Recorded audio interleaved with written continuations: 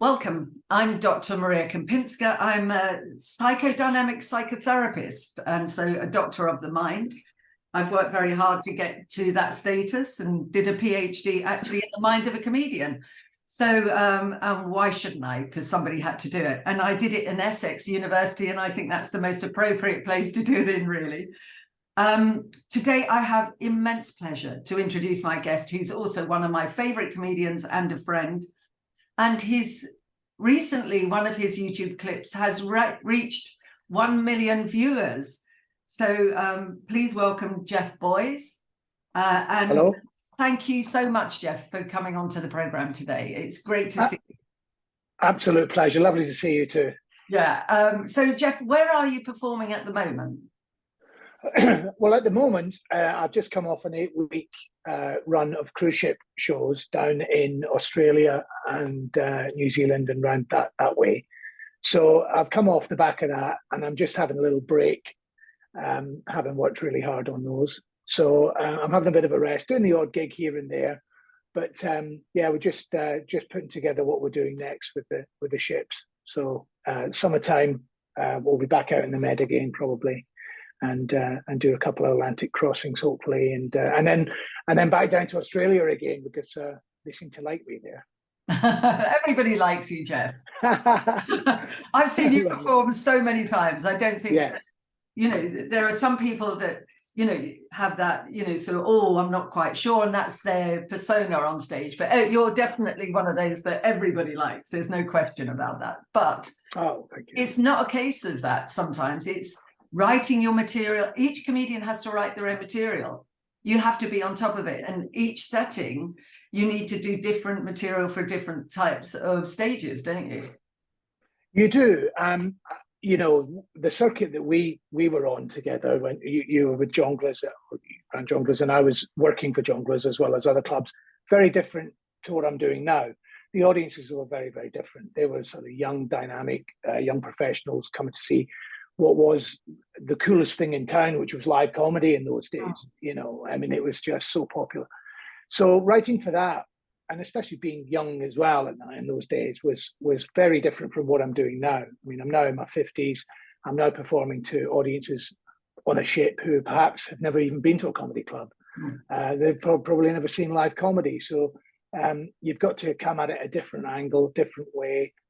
It's got to be completely clean. So that knocks out a lot of the stuff we used to do. We used to get away with back in those days. But yeah, it's a completely different style of show. It has to be approached in a different way. You've got to put your grown-up head on a little bit and be able to connect with them and make them laugh. Yeah, and that's the key, isn't it? Because there is no, the thing that I love about comedy, and as you know, I've watched so much.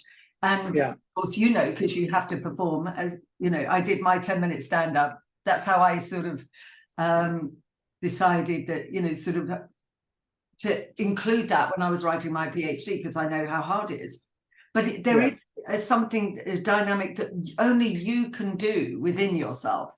But also, unlike music or acting, and I know all those areas, as a lot of people are aware of, what they're not aware of is a comedian is up there raw on their own.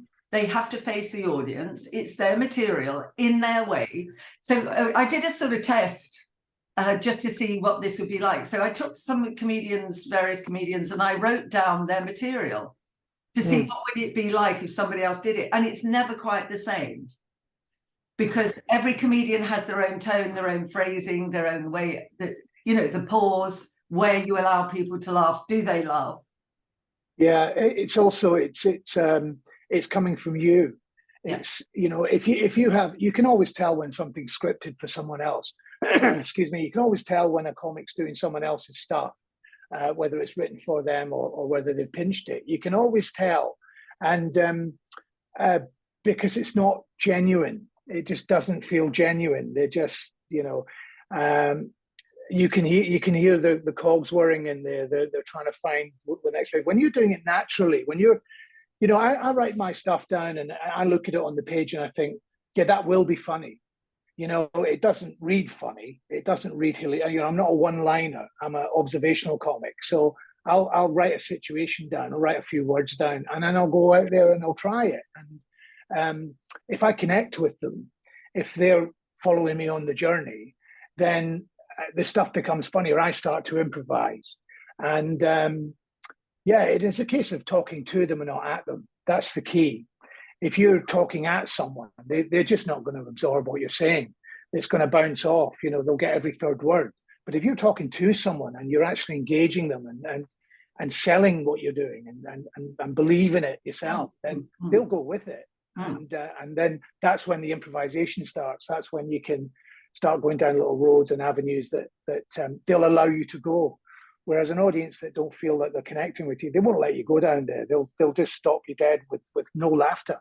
And that wall of silence is deafening. It really, really is. There's no sound at all. It's the noisiest thing to a comedian. And you go into the black hole of time, don't you? Where time it's that piece of, even if you're on stage for 20 minutes and nobody's laughing, that moment becomes like a full day. It's never ending. Yeah. 20 minutes can go like that if you're having the best gig. And you're only halfway through your routine and you go, I've done 20 already, and I haven't even got to that bit yet, because you're having so much fun, you're playing around, you're improvising, and they're laughing longer. So you have longer pauses between sentences to let them stop laughing. Whereas if there's nothing, then it's forever. It's forever. 20 minutes, the longest 20 minutes of your life. And it's happened and it will happen again. It just sometimes it just doesn't connect. People don't realize that I remember reading about Billy Connolly, who was sick every time before he went on stage. Yeah Incredible, isn't it? Yeah. To think that he would quite frankly, the funniest man in my opinion that's ever walked the planet, just naturally, who can make anybody laugh. And that's the key. Anybody laugh. Yeah. Anywhere in any situation, you would think that, and he would. He was just naturally gifted in that. Was sick, was ill, was nervous, would shake. I mean, I saw some great comedians through the years at Jongleurs and others other clubs that were petrified and terrified before they went on. And I won't name names, but some were sick, some were would shake, and then they'd walk out there, and the second they were up there, it was gone. And it was as natural, and they were brilliant every time. Me, on the other hand, I would sit there, in those days with a pint and reading the paper or whatever, and it's like, you're on.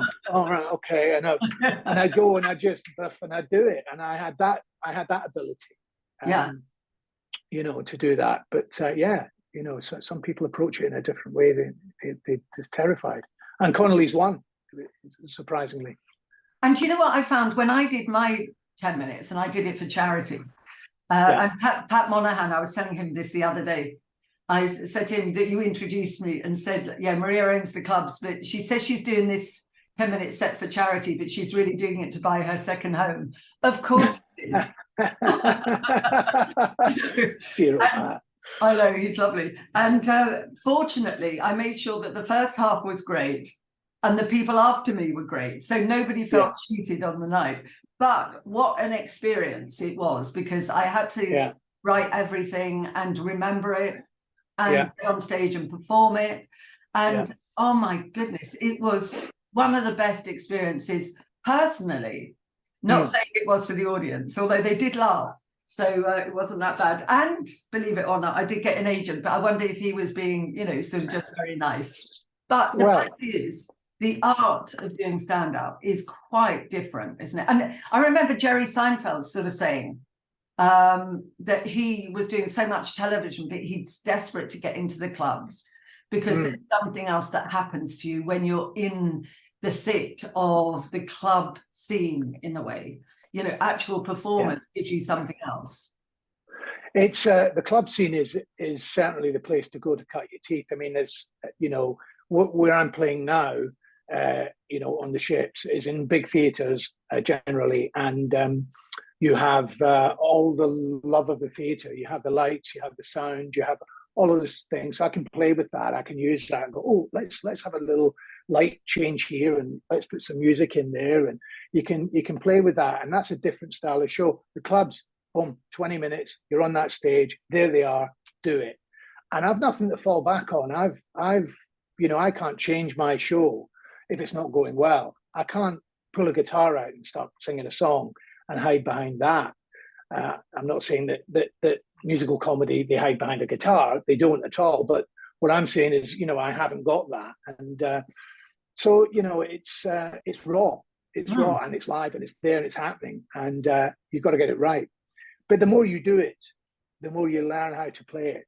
I mean, back in the early days of the 90s, I was playing the comedy calf every week, and I was doing 4 nights a week.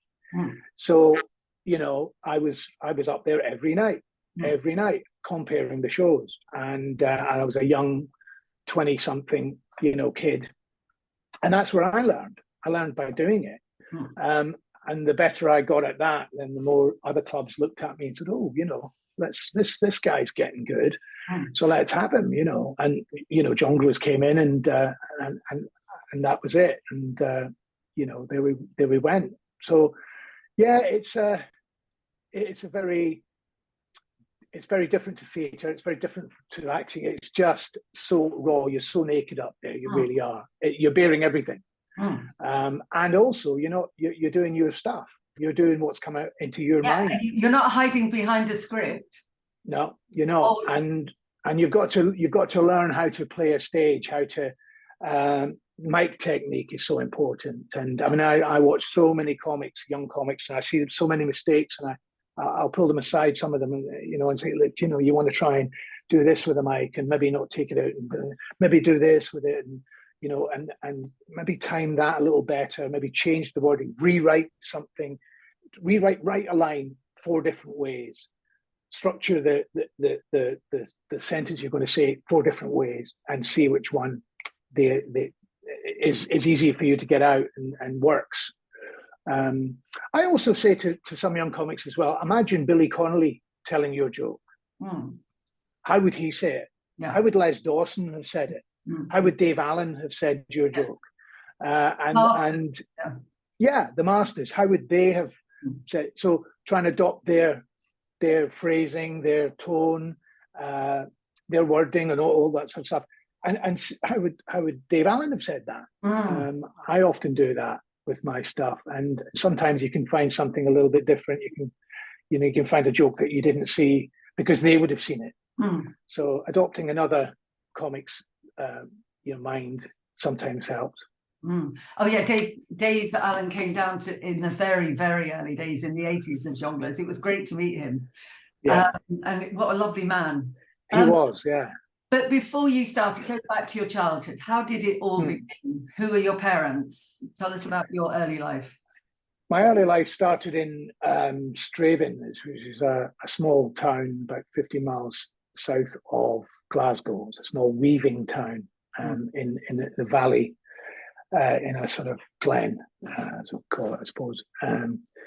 And it was a small town, and I was adopted, along with my older brother was adopted, my younger sister was adopted, and then my parents, who were from the northeast of England, who had adopted us, my mum fell pregnant with twins, so there were 5 of us. I know, all under the age of 5 as well. Can you imagine, in the 70s? So I was born in 69. So I grew up in this little small town, Straven. Not without its problems. Growing up, identity issues. We were all told that we were adopted. We were all told that our mum couldn't keep us, and do you think that, just as a question for somebody like you, sort of, I know a lot of people who've adopted children. Was it good to know? Yes. Yeah, definitely. It felt special. That's how we were made to feel, that we were special, and that there was a reason why, a good reason why, and that your mother couldn't have you, and so we took you, and and it was like a fairy story. That was what it was like to us, thinking about this other woman somewhere in the world who was your actual mother, but that was mum and dad. You knew no different. So no, it was good to know, because you knew. You knew. I knew I was different to the twins, and I knew I was different to Leslie and my brother Andrew as well. You know, we were physically different. We were, you know, you knew. So you know, we were happy to. Looking back on it, I'm happy to have known about it at an early age. I think it's important to know that you are, and then you can sort of try and piece it all together as you grow up and work it all out in your head. You know. And do you share who you are? Yeah, do you share those thoughts with your brother, sister, and the rest of your family, or do you keep it to yourself? We don't talk. We talk about it occasionally now, but we've all, because we're all in our 50s now, we've all sort of been through that journey of seeking out our birth parents. The three of us have done that. We've all found different things. I think my brother's still in touch with his excuse me, is still in touch with his brother. I don't think Leslie's in touch with anyone from her family, and I'm still in touch with one of my sisters and one of my brothers. I still keep in touch with them. So we've all had different journeys. So when we've all met, we've all discussed them, but not in depth. You know, it's very personal and private, and we know what we've done, and we've all sort of respected each other's decisions. And my mum, my dad sadly passed away a good few years ago now, but my mum's still around, and she's immensely proud of who we are and what we've done, and she was very supportive in that meeting. My mother was there when I met my mother, my birth mother. So and she was amazing, really. My mum, she was incredible when it came to that. I don't know how she did it. It must have been very difficult, but we were young. We had to know. We had to find out. We had to try and find out who we were. And how was that meeting for you? How did you cope? It was well, I was only young. I was only 19. I think 19 when I met Bonnie, and it was great.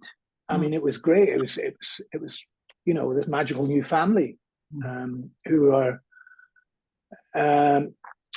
my blood, but weren't my family, if that makes any sense. Yeah, it's you know, I was accepted straight away by all of them, and I had a relationship with her, with Bonnie for a number of years until it got, you know, it just got a little bit too much. There was a lot of problems there, so I had to back away from it, which was sad. But I still keep in touch with my sister and my brother. So yeah, was that okay? And you know, sort of that's a big decision to make, isn't it, to back out? But you sometimes need to do that to protect yourself, don't you?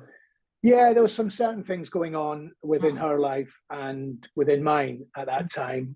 There was alcohol problems in both our camps, and there was relationship problems in hers, and it just all became a little bit too much, and there was too much drama, and I was being relied upon by her to take care of things, and I was beginning to say, no, this isn't, you know, this isn't where I should be. This isn't what I should be doing here.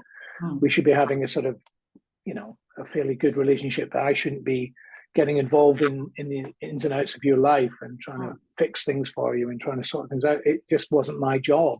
And so that's how it all sort of ended like that. Yeah, because it can be so immensely taxing. I say this as a psychotherapist, you know, and I encourage people to know, they have to know their background. They have to make sense of their lives if they can. But as parents, your job is to be a parent. Yeah. And I think it's very difficult for children, no matter what age, to take on the burden of parents, unless it's not a burden and it becomes a responsibility of care, which lots of kids want, which is a different thing. But something else was happening for you there. And to step away must have been a big decision to make. It was a big decision, and it was the right one at the time. There has been certain bits of contact made, you know, but it was too much. Yeah. It was too And much it can for be too much. Yeah. and I was like, I'm being the parent here. Yeah. You know, I was the one that was being the parent, and I wasn't there looking for her to be my mother. I had a mum. I had a brilliant mum. I've still got a brilliant mum. Yeah. That wasn't the job that, you know, and she was auditioning for the role all the time, you know, and that was taxing, and then the alcohol was just too much. The alcohol for both of us. I mean, I developed a drink problem as well, which I overcame, but she was battling that, and it was too much. It was too much to deal with. Yeah, because and there were other aspects as well. So if you're going through your own problems with alcohol and so on, to have somebody else that's meant to be looking after you demanding so much from you, how did you cope with that? How did you cope with your life and your drink at the same time? I drank more. I mean, that's as simple as that. Is you know, alcohol was readily available. Obviously, in the 90s, it was you know, we were working the clubs, and it was there, and everybody was doing it. Everybody. Everyone. I know comedians that used to drink 10 pints before they went on stage. I used to think, how did they do that? Where does it go? Guilty. I know. I remember doing Battersea once, and it was the late show, and I was smashed, and I was drunk, and I was there with Junior Simpson, our dear friend Junior. Yeah, he's lovely. And he's wonderful, and we were stood there, and there was somebody else. I think might have been Mike Gunn, possibly. However, they saw me staggering around, and this late show had been pretty tough, as you know. They were tough, yeah. And I was staggering around, drinking lager and little shots of whiskey or whatever I was on then, and they were just like, "This guy's he's toast. There's no way he's going to with this crowd, not a chance." Anyway, I got a standing ovation. You know, which we did get back then. If you remember. I mean, there were lots of standing ovations. I do. And well deserved, I must say, well deserved. Yeah, I mean, they didn't just stand for nothing. The Brits don't do that, but they did then. And I got one. I was doing the De Niro thing at the end, and I had music. I was using music at the time, so it was a bit of a big ending thing with the old impression. And I got them on their feet, and I came off that stage, and I remember Junior Simpson was stood there, and he looked at me and said, "How on earth did you just do that?" And I was like, "What?" He said, "You just smashed." And I went, "I know." And off to the bar I went, you know. But that was a one-off, you know. Alcohol was there. And everybody was drinking, and it was normal. Of course.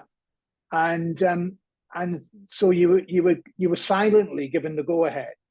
Yeah, everybody went, yeah, this is good. Yeah, you can do it. Do you want a drink? Here's a pint. As long as you can do your set, it was fine. As long as you did your job, it was great. And so everybody did it. Not everybody, but you know what I mean. It was a culture. Yeah. We all drank. They don't do that now. I look at the young comics that sit there with their Coca-Colas and their notebooks. You know. Yeah. Okay. So let me ask you something that I had a conversation with Mike Gunn about this. You know, because he often, and as you know, talks about drugs and so on. He's with that, as a lot of people have, and maybe it becomes more amplified if you're a comedian because you've got that raw facing the audience. Other people can hide behind systems and computers and so on. And he was sort of saying that he thinks that drugs should be legalized. What's your right? No, I don't know. Actually, I don't know. I'd have to really think about that. It was there. The cocaine was there. We were all on it. I mean, well, not all of us, but a fair amount of us were. That was part of the culture as well. The cocaine thing crept in the mid 90s. I think it was probably, you know, the back end of the 90s was the cocaine thing. You know, you'd walk in and regularly there'd be lines of cocaine there, and you would, okay, because everyone's doing it. You got the go ahead. You got the, this is cool. This is fine. So you did it. My problem was that I was taking that home. When they'd stop on a Saturday night, they'd go home and they'd stop. I'd continue. Yeah. I'd keep going. And Sunday would be to the pub. Monday would be the pub, you know, and then it would suddenly be Wednesday and I was gigging again. And I'd turn up thinking everyone had just done the same thing, that everybody was doing that every day. They weren't, I was. And that was my downfall with alcohol and drugs. Should drugs be legalized? Some of them should, possibly. I can see Mike's point as to why he thinks Class A should be.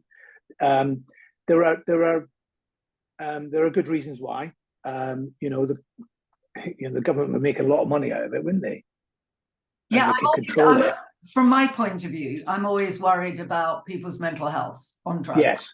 You know, and because some people just can't take it and they will flip over to the other side. They go over the Rubicon. And the trouble is inside ourselves, we don't know whether it's going to be me or you. I mean, I'm not a drug person in that way, but, you know, it's one of those things I'm always conscious. Is that person going to be that, you know, will that line of Coke, if they take that or whatever they take, going to be the thing that flips them over to the edge? And I know now the culture is more drugs. You know, recreational drugs are quite common. They are. You know. I wouldn't touch them now. I've no interest in alcohol anymore. I've been sober for 7 years now, and that was a battle. We can talk about that later. But now I would have no interest in it, and I don't see it because I'm not in that environment anymore. So I don't think about it. I know that young comics now aren't really doing all that. They're not doing what we did, I don't think. I don't know. It's did we see some tragedies with drugs? I think we did. I think we saw some great comedians not continue their career because of it, because of alcohol and drugs got in the way. So no, I think I'm with you there. I think no, they should stay illegal. Yeah. I just think, you know, sort of as much as we could, you know, as much as I could support people to make sure that, because for you as a performer, you know, it's not like a job that you do that you know this is going to be fine. You're up against the metal every time you perform. Yeah. You know, you're gigging. This has been a gig, and now we've got a gig society, but it's not quite the same as Deliveroo, is it? You know, it's not. No. Do you know what I mean? They call that a gig society. No, if you really want to know, become a comedian. Then you know what a gig society is. Yeah, absolutely. Yeah, definitely. You know, they're forever trudging around the country, sometimes not knowing what you're going to get when you arrive at a venue. Yeah. And then having to adjust what you do to the surroundings you're in. Sometimes the clubs aren't set up as well as say Jongleurs was. You know, there's so many mistakes promoters make, and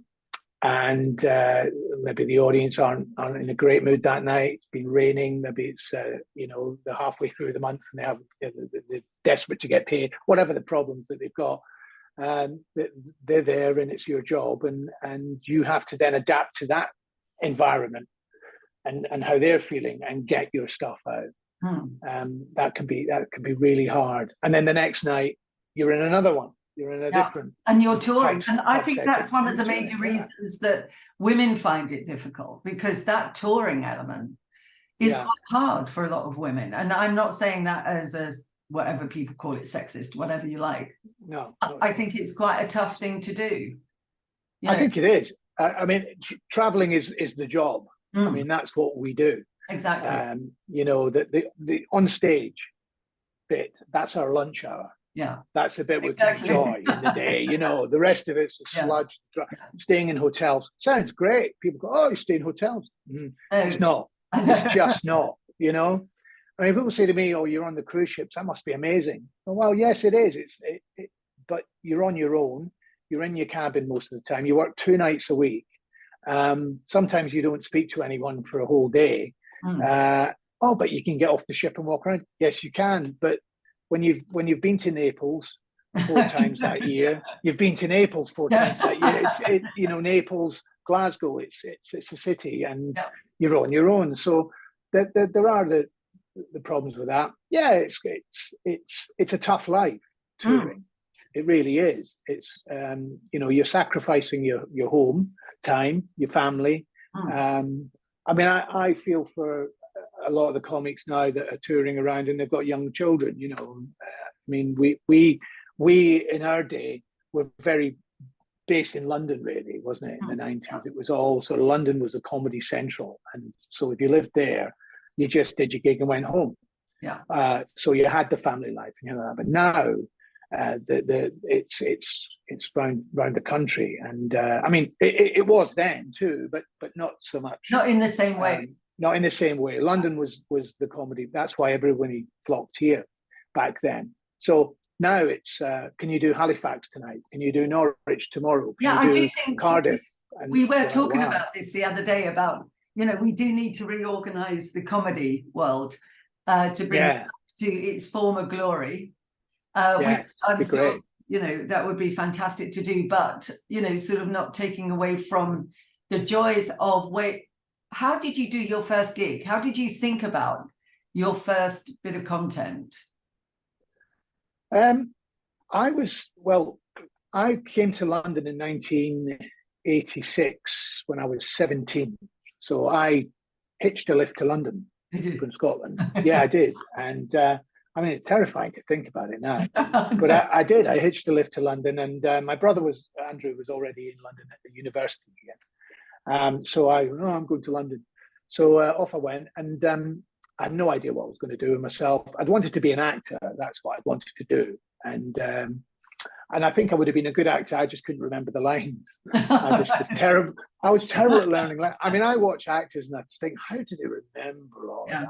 I find it difficult remembering my own show. Sometimes, I missed that bit out, and but they have to learn those things.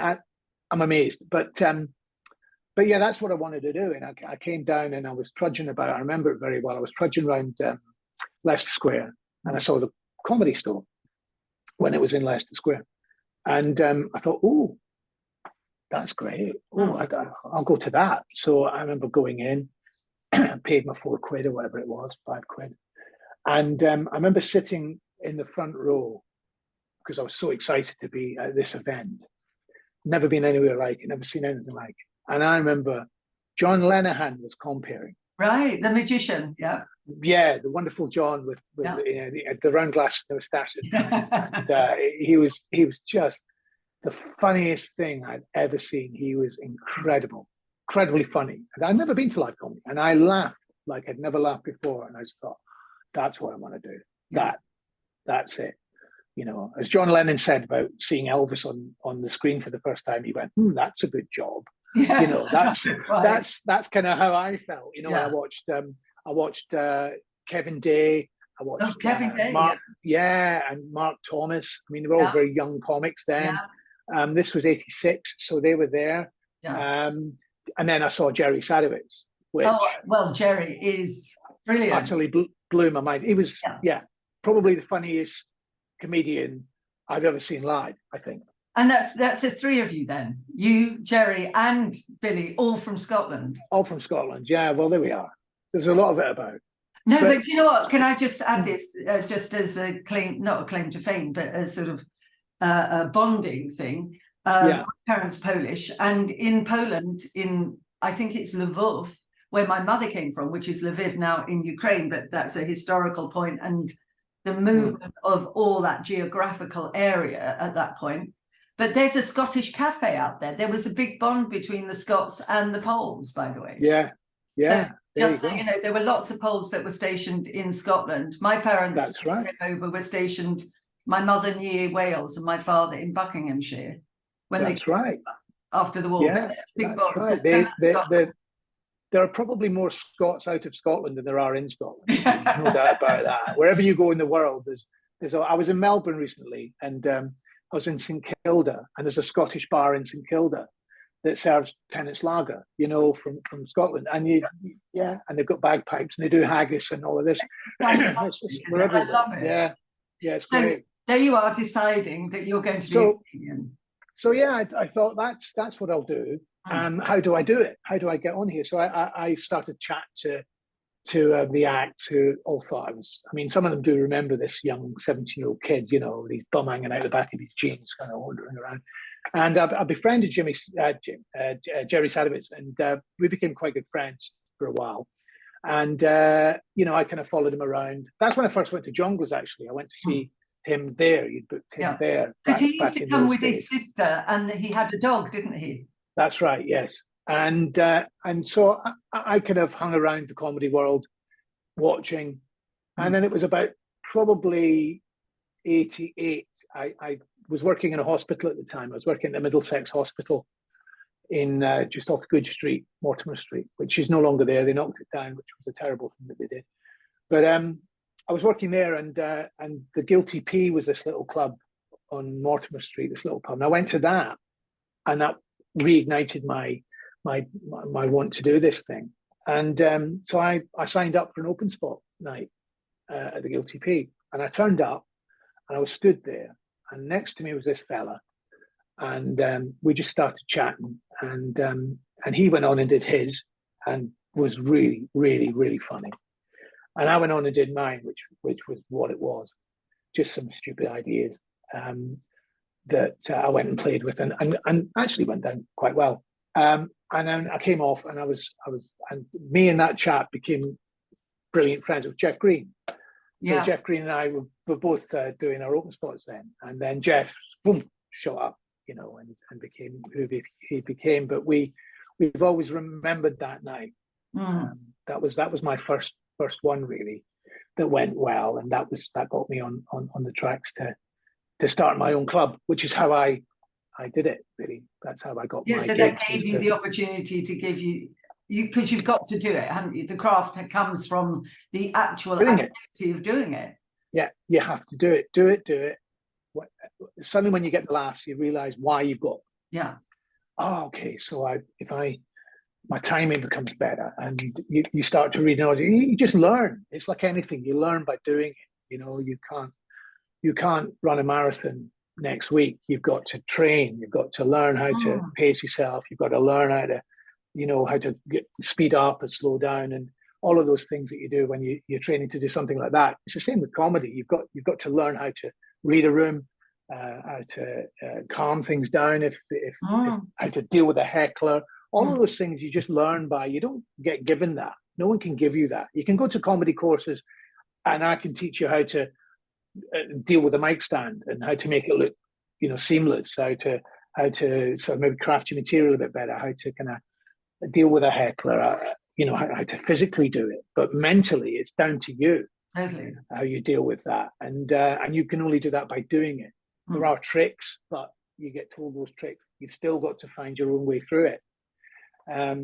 So yeah, that's how we did it. And I started a club called Soho Ho, which was in Dean Street, and that ran for 25 years, I think. That only closed down a few years ago. But I started that club, and I was spotted by the Comedy Cafe, which had opened in Rivington Street in Shoreditch. And in those days, there was nothing there in Shoreditch.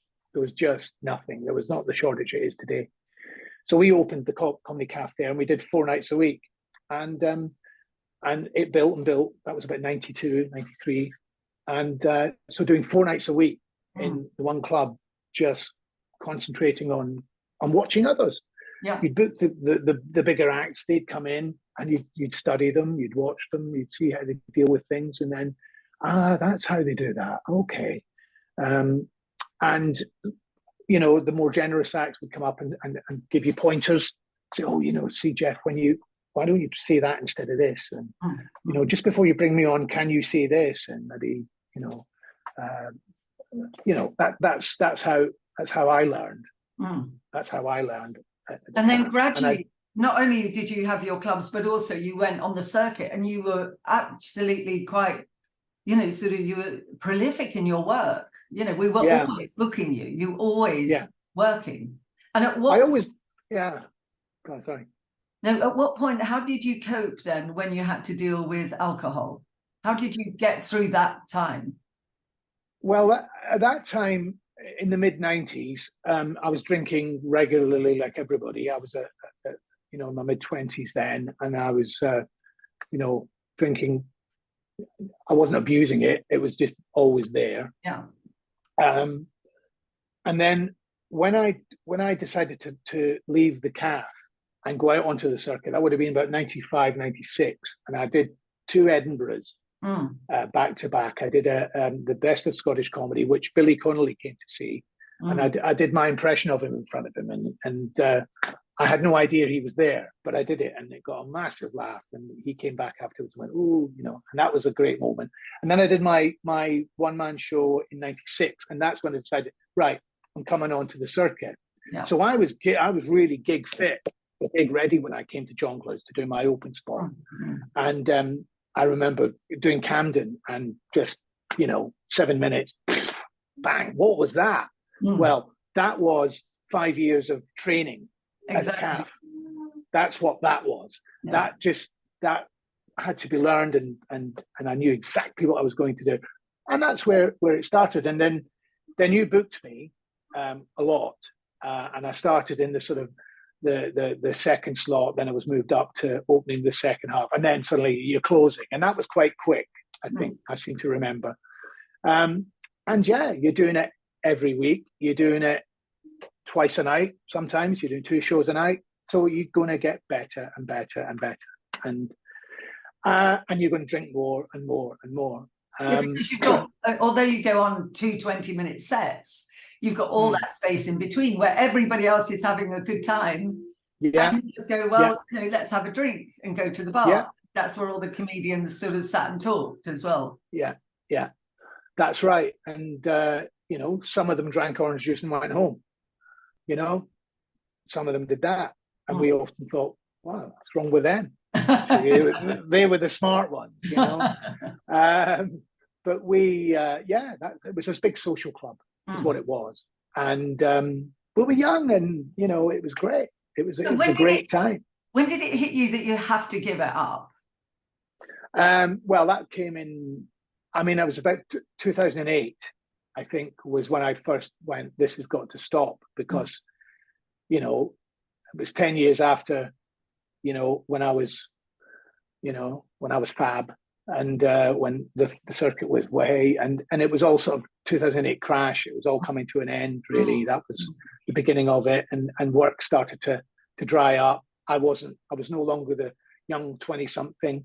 I was, nearer 40, and I was putting on weight, and I was unwell, and I was still doing what I was doing when I was in my mid-20s.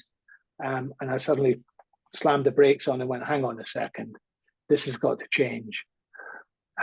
So I attempted to quit alcohol in 2008, and I quit for about 8 months, perhaps, and got into the pub business. I got into the pub game with a friend of mine, Peter, who we got this pub in East London, Little East London Boozer, and then he got cancer.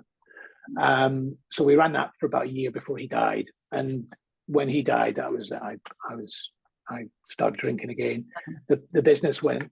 I lost nothing really compared to what he lost, but that was that. So I went back into the downward spiral again. The gigs were drying up. I was still getting work, but it wasn't like it was. And I just went back on it, and I kept drinking and drinking until I knew there was going to be a day where I had to quit, because I couldn't continue like this. And that was 2015. Midway through 2015, I decided that I was going to go to the doctor and tell the doctor everything, what I was doing, how much I was drinking, what drugs I was doing. I think I'd quit drugs by then, but all the abuse I was doing to myself. And he put me in touch with the alcohol concern people and the alcohol unit in East London, where I was living at the time. And they sat down and they did the blood tests and all that stuff. And we went back to see him, and he said, "I give you 7 years. You've got 7 years, probably." He said, "Well, you could be one of these guys that can drink and drink and drink till you're 95, but you probably won't be. Yeah, you've got 7 years if you carry on drinking what you're drinking." For instance, I was drinking. This was a day going to Glasgow Jongleurs. I got up, went to Liverpool Street, and I had a drink. That was one drink. Got on the train, bought a can off the cart. That was two drinks. Got to Stansted Airport, checked in, went through to Witherspoon, three drinks. Onto the plane, had two bottles of those wines, five drinks. I landed in Glasgow. I went to the pub in the airport. That was six drinks, probably seven drinks. Into the taxi, got to the hotel, checked in, eight drinks. Went to the pub around the corner, nine drinks. This is about 4 o'clock in the afternoon by now. Then I went down to the off license down the street and bought two bottles of wine, and then brought them back to the room. So that's 12 drinks, probably 3 or 4 glasses. Went to the club, had a pint, 13 drinks. Interval, 14 drinks. Sat there. The show manager came in and said, "Who would like a drink?" And I said, "I'll have a pint, please." That's it. Right. So that's 17 drinks. And then I went on stage. Yeah. And then I came off stage after doing well. Came off stage, sat down and said, "Right, who wants a drink?" You know, that was then, oh, it's time for a drink now. Forgetting what I'd just done. And that was just because I needed it. That was that, I needed alcohol. So that's what I was doing regularly every day. So that's why I had 7 years to live if I carried that on. What triggered your determination to give it up? Was it, oh my gosh, I might only have 7 years, or oh my gosh, my body's giving up, or clearly it wasn't, I won't be able to perform, because you were able to, so you were really I was, but I was still by that time I was starting to show. I was no longer the dynamic little, a little bit drunk sort of 25-year-old, 27-year-old. I was a 40-year-old man who was coming on a little bit inebriated, and that wasn't a good look. Yeah. So that my work was suffering. I was, he just turns up drunk, this guy, right? And he gets away with it now. No, I was bored. And was it self-respect? Do you think it's self-respect that you've got to have? Yeah. You've got to have that. If you don't respect yourself, then what have you got? I just got bored. That's what it was, Maria. I've had enough. I'm sick of sitting in the pub all day. I'm sick of drinking wine. I'm sick of having to get up in the morning and think about alcohol. Yeah. I am so fed up with being drunk. I'm so fed up with upsetting my family. I've got to stop this. And also, my body is starting to tell me that this is having an effect.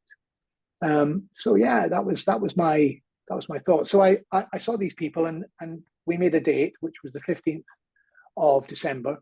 And that was the day I said, right, I'm quitting then. And so I had a week at home detox where I had the nurse come every day and give me, we had Librium tablets, which zonk you out and get you through the terrible DTs. And after 5 days, the alcohol was out of my system, 6 days, and I felt incredible. I felt, oh, wow, I felt free. I felt just clean, oh, this is great. Oh, this is how you can be every day. Wow, okay, I'll do this. Waking up without a hangover, waking up without having to think about alcohol. So the process then was to go everywhere I'd been, but this time not drink. Go to Liverpool Street and don't go to that pub. Yeah. Get on the train and have a cup of tea instead of a beer.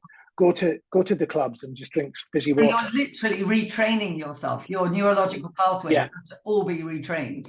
Completely remove everything that you did before and replace it with fizzy water. And alcohol is alcohol, right? A pint of lager, you say, oh, you must miss a glass of wine and then that with a steak or whatever.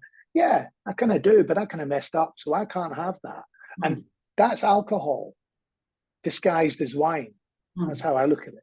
Yeah. And that's alcohol disguised as beer. That's alcohol disguised as whiskey. You can put it in it's a different color and you can put it in a different shaped glass, but it's alcohol.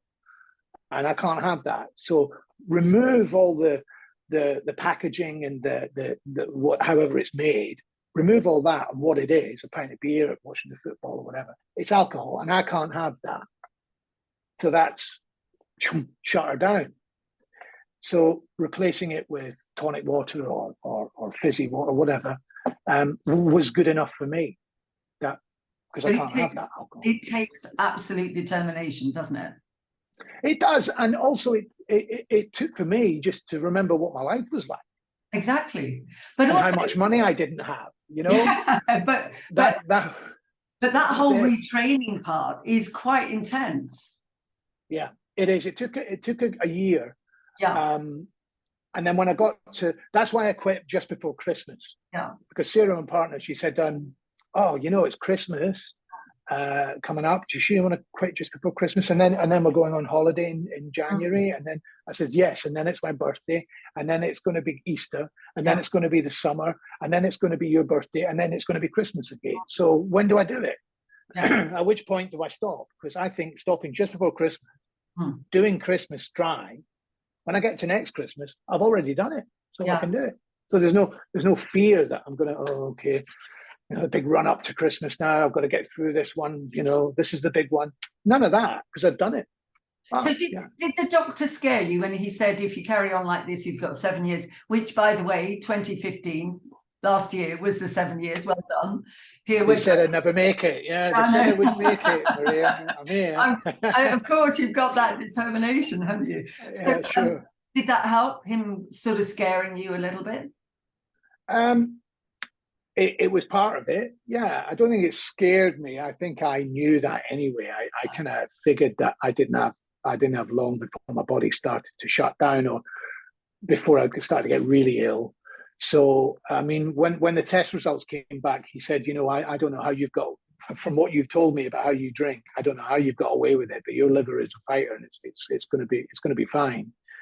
So I was like, well, that's great. So that was another.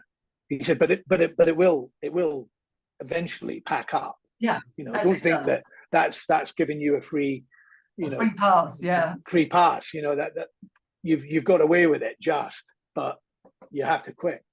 So it did sort of, it shocked me into, I used it as a you know, as something to right, this is why I'm doing this. That's a reason why is that. But also it was the boredom of it, the drudgery, the pacing around looking for a drink all the time was just so tedious. The money, you know, the money I didn't have because I'd given it to landlords and drank it. And how important was your partner being supportive to you at that point? Sarah was immense. Yeah, she was incredible. We've been together for 20. I think we met in 99. Yeah. So 24 years. So, and she's seen all of it, and she's stuck by me, and she's been immense, incredible. Yeah, I couldn't do it without. I couldn't have done it without her, really. And you know. That's the benefit of somebody who really cares for you, to be there during those difficult times. Sure. Absolutely. But there's many people that just don't get through that, but you have, and you've told us about that. So we haven't got long before we finish, which is always amazing to talk to you, Geoff. Let's talk about your 1 million YouTube gig. You know, your YouTube show that you were called by Noel, wasn't it? He told you. Yeah, it was. So tell us about that actual clip. Okay, the clip was filmed in Holland back in the 90s. And it was a TV show called Rijmen is Laat, which was a comedy show. And we did quite a lot because the Dutch were coming over and doing comedy with us, and we were going over and doing their shows. It was the first real sort of international connection we had. And so they were doing these TV shows, and I did this show, Rijmen is Laat, and I did the Robert De Niro routine, where he's the president of the United States, and he tells Saddam Hussein what he thinks. And it was a great routine, and it was a good impression, you know, the old De Niro thing. And so someone who I don't know put the clip on YouTube. Some person I'd never met, never heard of, it stuck it on YouTube. So I knew it was there. But I don't like watching myself. I'm not a big fan of, you know, watching what I do. I don't know, it's creepy. But anyway, Noel contacted me last year and said, 1 million views, not bad, kid. And I was like, what? And he had my clip. And I was like, oh, that clip. Wow, really? 1 million views? Gosh, amazing. So I was very proud of that. But I think I was more overwhelmed by the comments from my peers about the clip, about that old routine that I used to do, and some of my, you know, esteemed colleagues, let's say, Hey, some Geoff, of my great friends. do a little bit of your, because I remember this about you, and you know, sort of apart from Rory Bremner, come on. What are you gonna do? What are you gonna do? What? Yo. You know. It was, yeah. I know. I lost my earpiece there because of that. But yeah. Has Robert De Niro seen it? I'm sure he has. Apparently he has. Now, Yeah. hang on a sec. I just dropped my little earpiece. Go on him. What are you gonna do? What? Yo. You know. I remember the audience. Everybody just loved it. I never got tired of watching that. Yeah, it was great fun. So, you know, hearing my peers talking about it, saying how much they loved it, and that was great. I was really proud of it. So I'm proud of it, but I still haven't watched it. No, and I understand. So how much time do you spend working on your material now? Well, now I'll after we finish here, I will get the laptop out and start to develop another sort of. I need another 10 minutes for my second show on the ship. I need to sort of start expanding on some ideas that I've got. So I'll spend a bit of time doing that. It's difficult though because we don't get to perform as regularly as we used to do on the circuit. Yeah. So I've got to sort of you know, have the show in my head and maybe run through it a little bit, do a carpet rehearsal as I call it, you know, and then take it to the ship next time. And do you think this is preparing you for the bigger stage? Because, you know, when you look at people like Mickey Flanagan, Dara O'Brien, Lee Evans, all those, Michael McIntyre that do the, you know, stadiums, they all started clubs with us, you know. Of course they did, yeah. So do you think this ship gig is preparing you for those stages? It could be.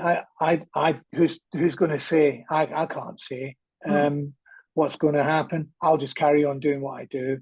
And hopefully people will really enjoy it. If anything more comes from it, then great. And if it doesn't, it doesn't matter. I've had a great run. I've had a great time. Yeah, but you've got so much more. You've got so much more to do.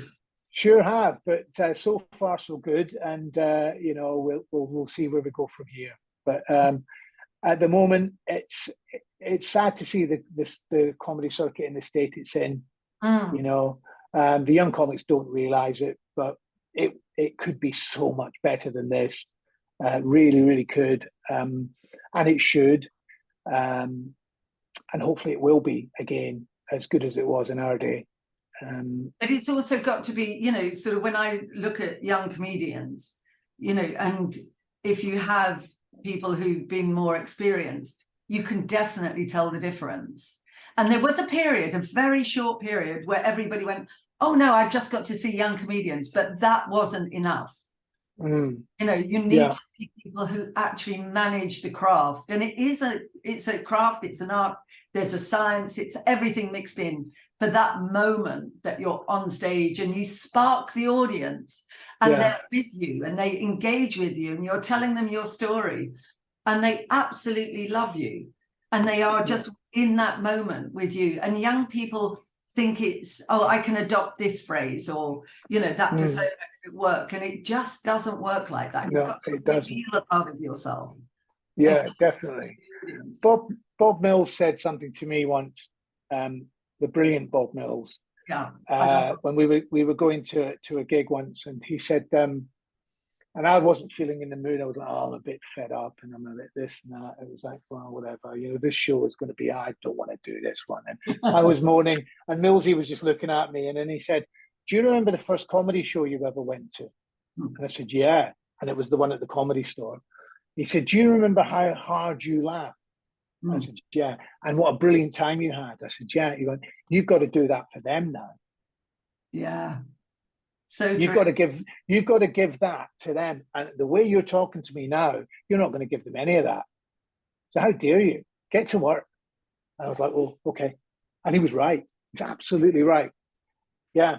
And so I went to strive to give my best that night, and we did a great show. But yeah, he was right. You've got to be on it every night. And now you do that all the time. So Geoff Boyz, so Boyz with a Boyz, and yes, on YouTube. Please look out for Geoff's clip.